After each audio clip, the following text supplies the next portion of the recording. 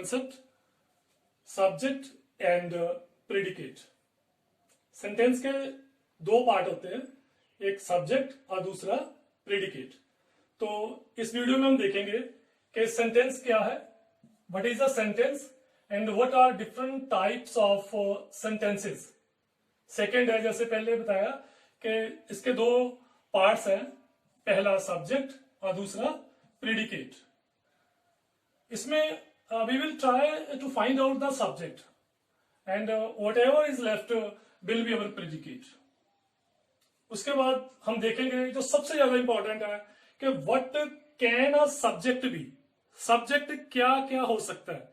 ये जो हमारे 8 पार्ट्स ऑफ स्पीच है उनमें से क्या क्या सब्जेक्ट हो सकता है. और उसके बाद हम देखेंगे कि सिंपल सब्जेक्ट क्या है, सिंपल प्रेडिकेट क्या है, कंपाउंड सब्जेक्ट क्या है और कंपाउंड प्रेडिकेट क्या है. उसके बाद देखेंगे कि सब्जेक्ट क्या सिंगल वर्ड होता है या इसको इनलार्ज किया जा सकता है. और इसी तरीके से हम देखेंगे कि ये जो प्रेडिकेट है क्या इसकी एक्सटेंशन की जा सकती है, क्योंकि यहां पे बेसिकली हमारा नाउन या नाउन इक्विवेलेंट होगा. मैं बाद में बात करूंगा नाउन इक्विवेलेंट की. तो उसको कैसे हमने इनलार्ज करना है, और इधर हमारा जो बेसिक होगा, मेन पार्ट होगा हमारे प्रेडिकेट का, वो वर्ब होगा. तो वर्ब को कैसे हमने एक्सटेंशन देनी है. और उसके बाद देखेंगे कि पैसिव वॉइस में स्पेशल केसेस होते हैं सब्जेक्ट एंड प्रेडिकेट के. How to know about what parts are subject and what part is a predicate. उसके बाद positions of subjects in different kinds of sentences. जो हमारे डिफरेंट काइंड्स ऑफ सेंटेंसेस हैं उनमें जो सब्जेक्ट्स हैं उनकी पोजीशंस क्या है. अगर हमें सब्जेक्ट्स की पोजीशन का पता चल जाएगा तो हमें सब्जेक्ट पता चल गया, और अगर सब्जेक्ट का पता चल गया तो प्रेडिकेट का पता लगाना इजी हो जाएगा. और उसके बाद है कि how to find the subjects and predicate with exercises. तो लास्ट में हम देखेंगे एक्सरसाइज के साथ कि कैसे हमें पता चलेगा कि कौन सा सब्जेक्ट है और कौन सा प्रेडिकेट है. इन सबसे ये जो एक पॉइंट है इनमें सबसे ज्यादा पॉइंट 3 और point 7. Pay more attention to these points. We will explain one by one. After introduction, let's discuss about the definition of sentence and its types. Sentence क्या है. सेंटेंस एक ग्रुप ऑफ वर्ड्स होता है जिसका जो arrangement है structurally वो proper होता है और जो सेंसेबल मीनिंग देता है. तीनों कंडीशंस अगर पूरी करे तो वो शब्दों का समूह सेंटेंस कहलाता है. जैसे ये देखिए, on play hockey I Sundays.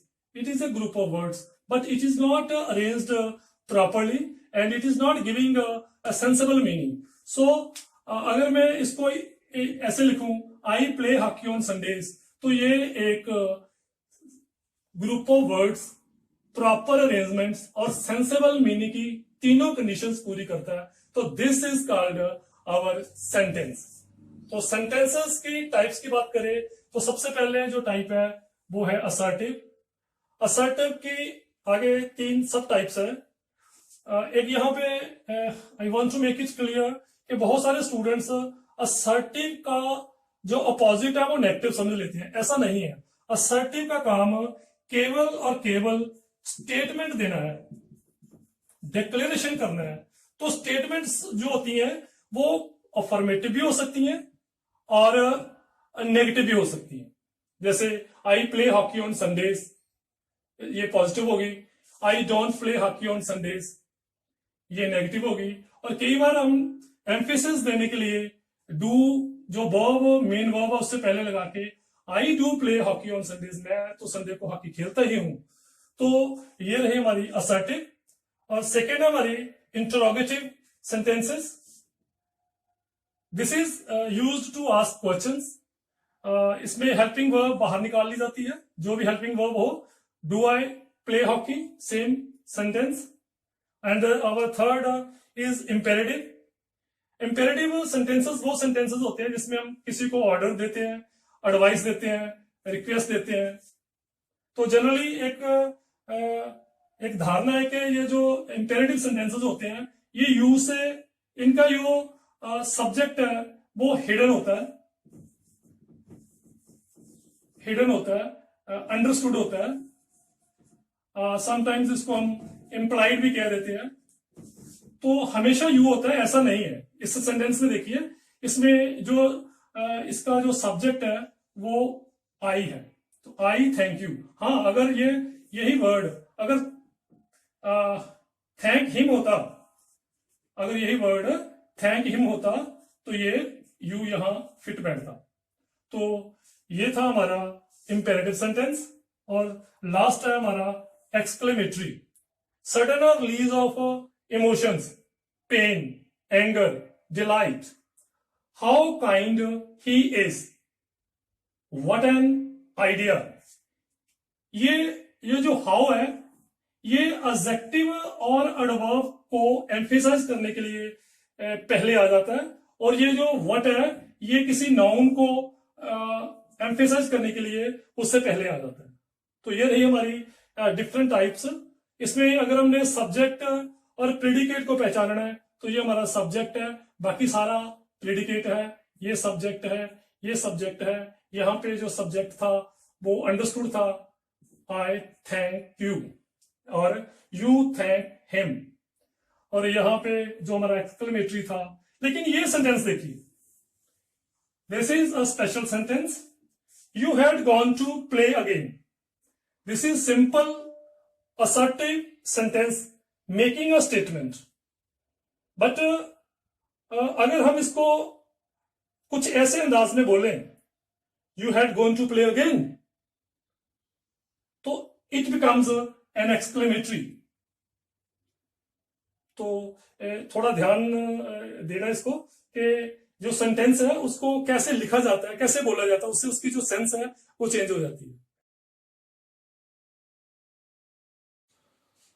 Our next point is parts of sentences।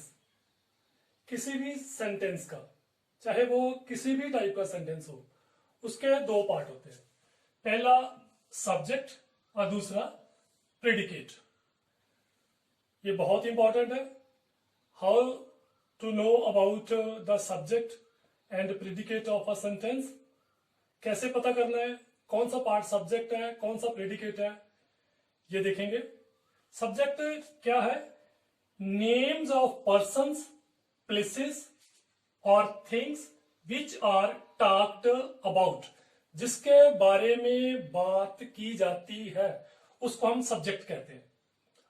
और predicate, what is said about subjects, subjects के बारे में क्या कहा जाता है उसको हम प्रेडिकेट कहते हैं।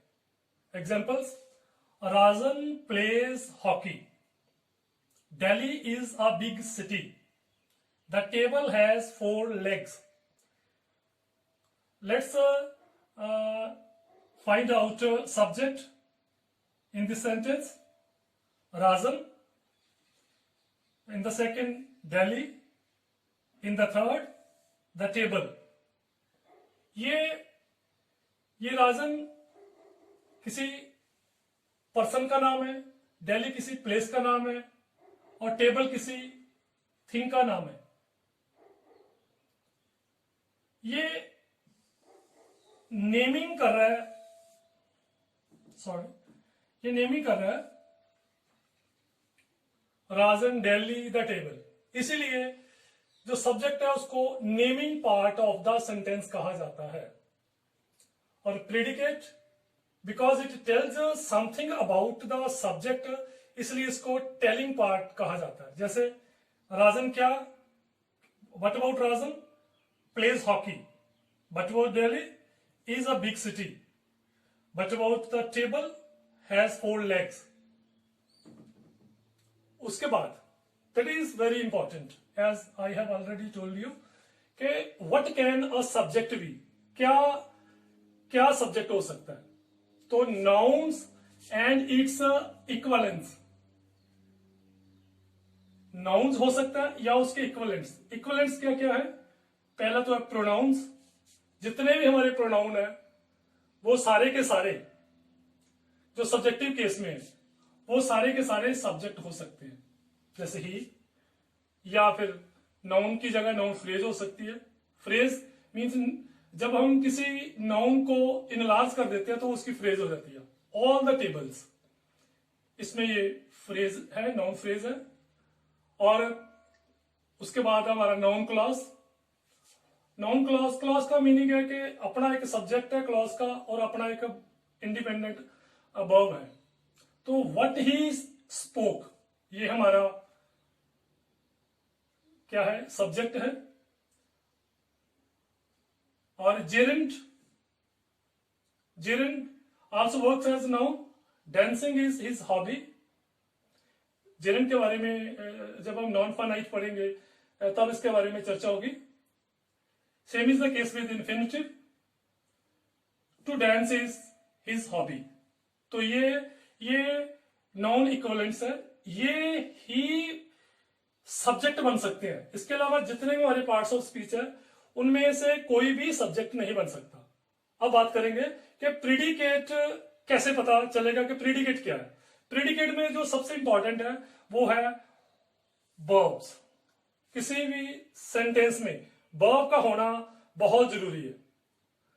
बहुत सारे बुक्स लिखती है कि ये जो प्रेडिकेट है उसमें केवल एक्शन है, ऐसा नहीं है। वर्ब की 3 टाइप्स है। एक्शन जैसे प्लेस, स्टेट, जैसे Delhi is a big city, ये उसकी स्टेट बता रहा है। और possession, the table has 4 legs, ये यहां से ये एक्शन स्टार्ट होता है, यहां से हमारा प्रेडिकेट स्टार्ट हो गया, यहां से प्रेडिकेट स्टार्ट हो गया, यहां से ये प्रेडिकेट स्टार्ट हो गया। तो सब्जेक्ट और प्रेडिकेट को डिवाइड करना इट्स वेरी इजी। कब? जब जो सब्जेक्ट है वो नॉर्मल कंडीशन में फ्रंटेड है, सामने है। लेकिन समटाइम्स व्हाट हैपेंस, जो सब्जेक्ट है वो मिड पोजीशन में हो सकता है। क्यों हो सकता है? जो सब्जेक्ट है वो एंड पोजीशन में जा सकता है। ये फिर केस है हमारा मिड पोजीशन का। जैसे ये हार्डली है, ये हमारा एडवर्ब ऑफ निगेशन है।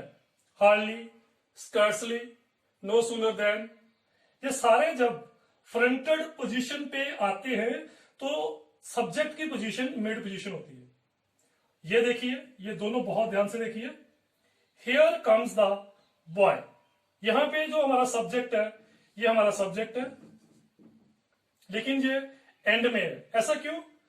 क्योंकि ये जो हियर है ये एडवर्ब ऑफ प्लेस है। जब भी adverb of place front position में आ जाता है किसी सेंटेंस के, तो जो उसका सब्जेक्ट है वो एंड में चला जाता है। लेकिन वो जो सब्जेक्ट है that should be a noun, अगर वो प्रोनाउन होगा तो फिर वो अपनी मिड पोजीशन ले लेगा। सेम सेंटेंस है, हियर कम्स द बॉय, ये अपने एंड पोजीशन में है, लेकिन ये नाउन की जगह जब प्रोनाउन आ गया तो ये उसकी मिड पोजीशन बन गई। इसको हम इसकी एक्सप्लेनेशन जो है वो नेक्स्ट वीडियो में करेंगे।